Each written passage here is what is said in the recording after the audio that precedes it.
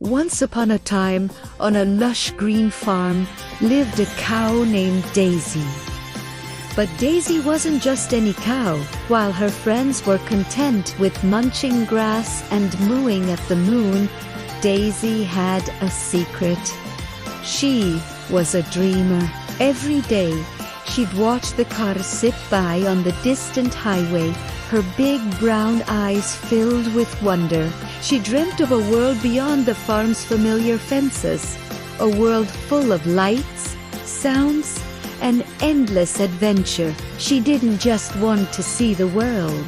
She wanted to taste it, smell it, and maybe even get a souvenir. One sunny morning, Daisy decided that today was the day. The farmer had accidentally left the gate unlatched. This was her chance. With a mischievous twinkle in her eye and a determined moo, she took a deep breath and trotted out onto the dusty road. The farm, her whole world until now, slowly shrank behind her.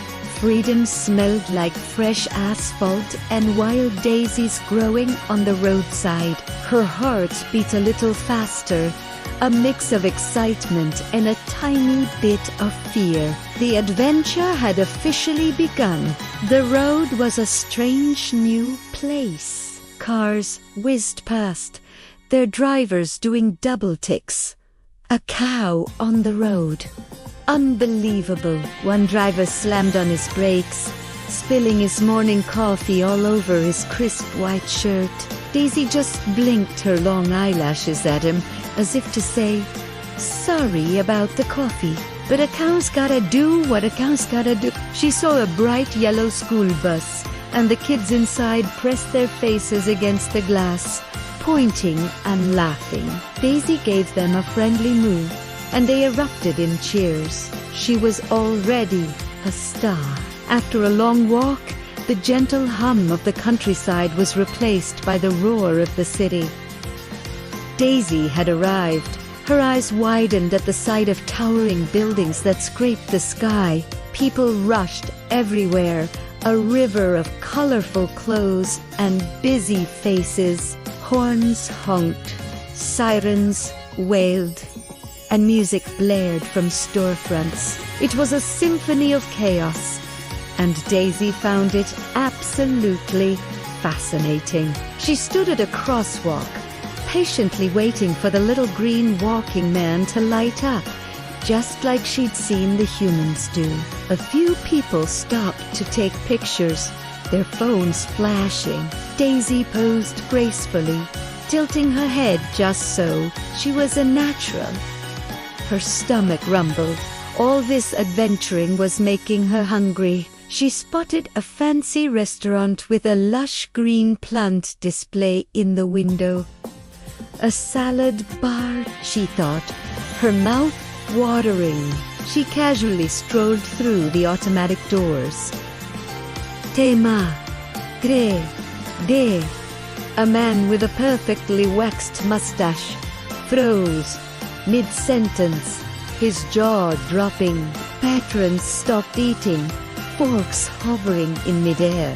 Daisy ambled over to a table, nudged an empty chair aside, and started nibbling on the centerpiece. The room was silent for a moment, and then burst into laughter. The chef, amused by his unusual guest, brought her a bucket of the finest chopped carrots and lettuce. Daisy had never tasted anything so delicious. Next, Daisy discovered the joys of shopping. She wandered into a hat shop, drawn by a sparkly pink fedora in the window. Using her nose, she carefully nudged it off the mannequin and onto her own head. It was a perfect fit.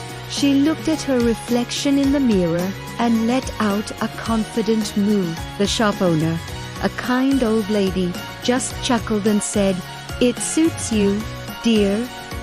Daisy left the shop, not with the hat, of course, but with a new sense of style. She even peeked into a bookstore, her eyes scanning the titles.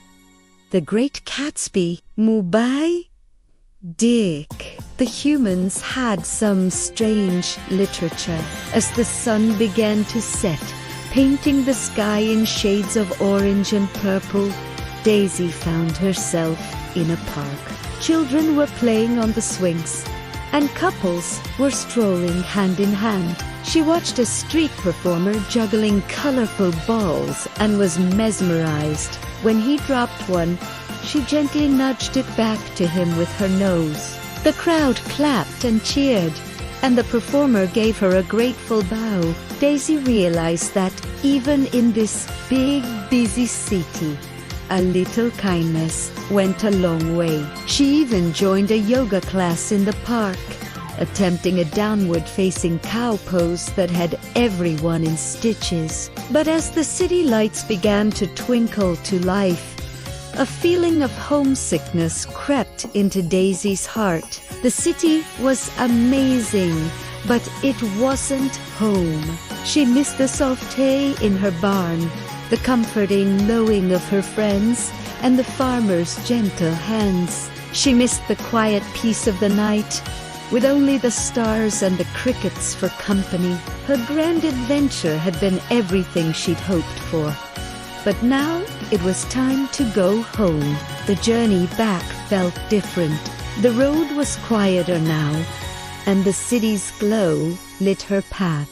Daisy arrived back at the farm just as the moon was rising high in the sky.